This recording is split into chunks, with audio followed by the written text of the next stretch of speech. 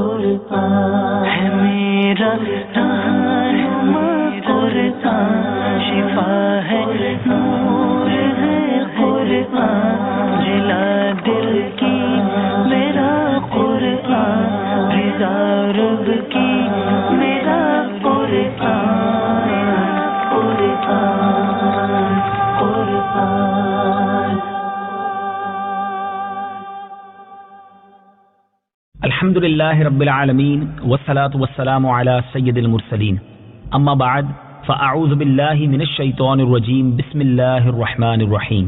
الصلاة والسلام علیک یا رسول اللہ وعلی آلک واصحابک یا حبیب اللہ، الصلاة والسلام علیک یا نبی اللہ وعلی آلک واصحابک یا نور اللہ۔ میٹھے میٹھے اسلامی بھائیوں اور مدنی چینل کے ناظرین، سلسلہ ہے ایک قصہ ہے قرآن سے۔ قرآن ہے میرا رہنما، قرآن شفا ہے، نور ہے قرآن، جلا دل کی میرا قرآن، رضا رب کی میرا قرآن، قرآن قرآن۔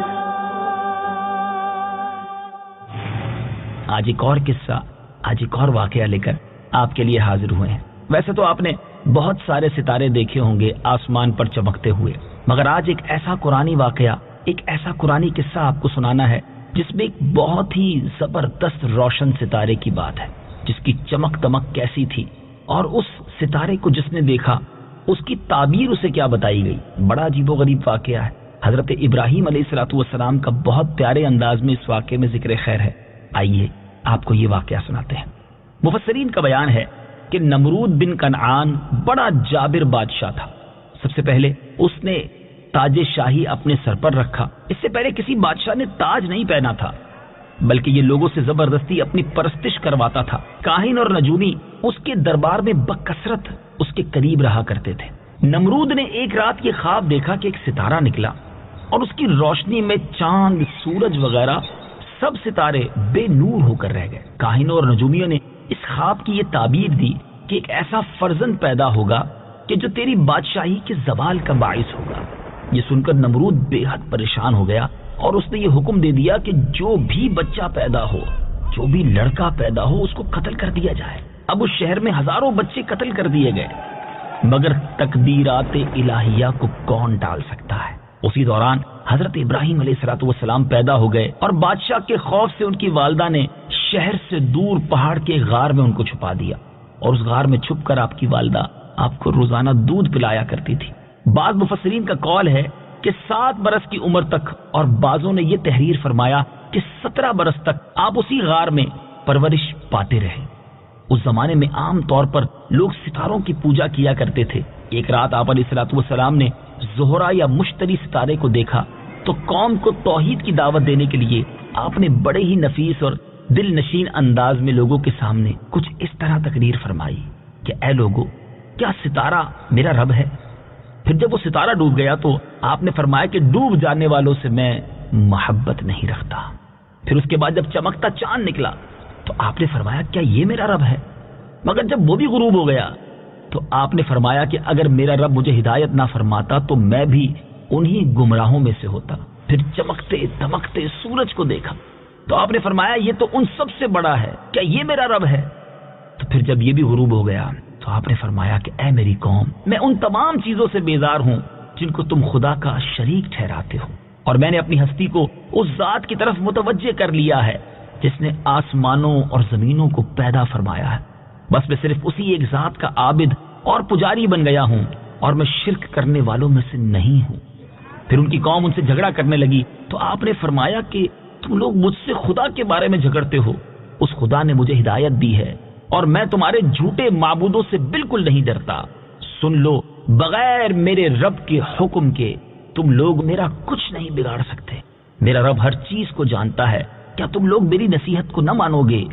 اس واقعے کو بڑے ہی خوبصورت انداز میں قرآن مجید میں کس طرح بیان کیا گیا ہے، آئیے قرآن پاک کی آیات سنیے اور پھر اس کا ترجمہ سنیے۔ فلما جن عليه الليل رأى كوكبا قال هذا ربي فلما أفل قال لا أحب الآفلين. ترجمہ: پھر جب ان پر رات کا اندھیرا چھایا تو ایک تارا دیکھا، فرمایا کیا اسے میرا رب ٹھہراتے ہو؟ پھر جب وہ ڈوب گیا تو فرمایا میں ڈوبنے والوں کو پسند نہیں کرتا. فلما رأى القمر بازغا قال هذا ربي فلما أفل قال لئن لم يهدني ربي لأكونن من القوم الضالين.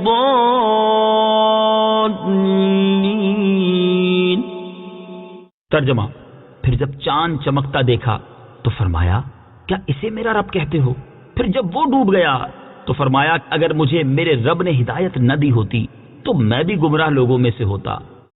فلما رأى الشمس بازغة قال هذا ربي هذا أكبر فلما أفلت قال يا قوم إني بريء مما تشركون. ترجمہ: پھر جب سورج کو چمکتا دیکھا تو فرمایا کیا اسے میرا رب کہتے ہو؟ یہ تو ان سب سے بڑا ہے. پھر جب وہ ڈوب گیا تو فرمایا اے میری قوم میں ان چیزوں سے بیزار ہوں جنہیں تم اللہ کا شریک ٹھہراتے ہو. انی وجہت وجہی للذی فطر السماوات والارض حنیفا وما انا من المشرکین. ترجمہ: میں نے ہر باطل سے جدا ہو کر اپنا منہ اس کی طرف کیا جس نے آسمان اور زمین بنائے اور میں مشرکوں میں سے نہیں. میٹھے میٹھے اسلامی بھائیوں، اس واقعے سے ہمیں سیکھنے کو کیا ملا؟ کتنا پیارا انداز، کتنا نفیس اور دل نشین انداز، بات سمجھانے کا کتنا خوبصورت انداز حضرت ابراہیم علیہ السلام نے اختیار کیا. نہ سخت کلامی کی، نہ کسی کی دل آزاری کی، نہ کسی کے جذبات کو ٹھیس پہنچایا، نہ کسی کو غصہ دلایا. بس اپنے مقصد کو بڑے حسین پیرائے میں بیان کیا اور منکرین کے سامنے دلیل کے ساتھ پیش کر دیا. یہاں ان مدنی چینل کے ناظرین کے لیے زبردست درس عبرت ہے جو اپنی بات کو ثابت کرنے کے لیے سخت گوئی پر اتر آتے ہیں، دل آزاریوں پر اتر آتے ہیں، جھگڑا کرنے لگ جاتے ہیں.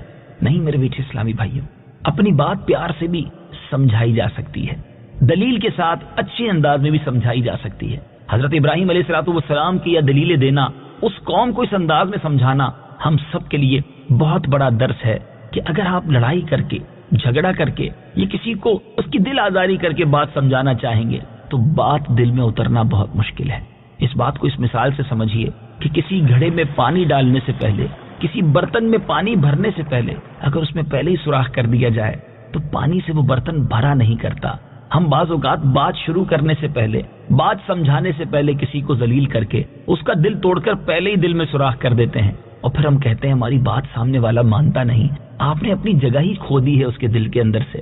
تو خدا را نرمی، شفقت اور پیار سے بات سمجھانا سیکھیے. اگر آپ والد ہیں، اگر آپ استاد ہیں، اگر آپ کسی علاقے کے بڑے ہیں، آپ اگر دعوت اسلامی کے ذمہ دار ہیں، کسی بھی ایسی جگہ پر ہیں کہ جہاں آپ کو لوگوں کو بات سمجھانی پڑتی ہے، نرمی اختیار کریں، شفقت سے بات کریں، دلیل سے بات کریں، سامنے والے کی بات بھی سنیں.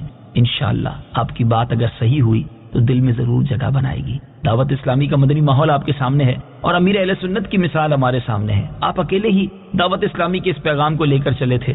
آج کروڑوں ساتھی کیسے بن گئے؟ آج دنیا بھر میں آپ کے چاہنے والے کیسے بن گئے؟ آپ نے کبھی کسی کو ڈانٹا تو نہیں، ذلیل تو نہیں کیا، کسی کو جھاڑا بھی نہیں، پھر کیسے ہوا یہ سب کچھ؟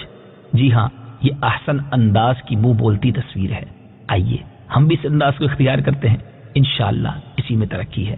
اللہ تعالیٰ مجھے بھی اور آپ کو بھی نرمی کے ساتھ گفتگو کرنا نصیب فرمائے. مدنی چینل دیکھتے رہیے، اگلے سلسلوں میں ایک اور قصہ قرآن کا لے کر حاضر ہوں گے.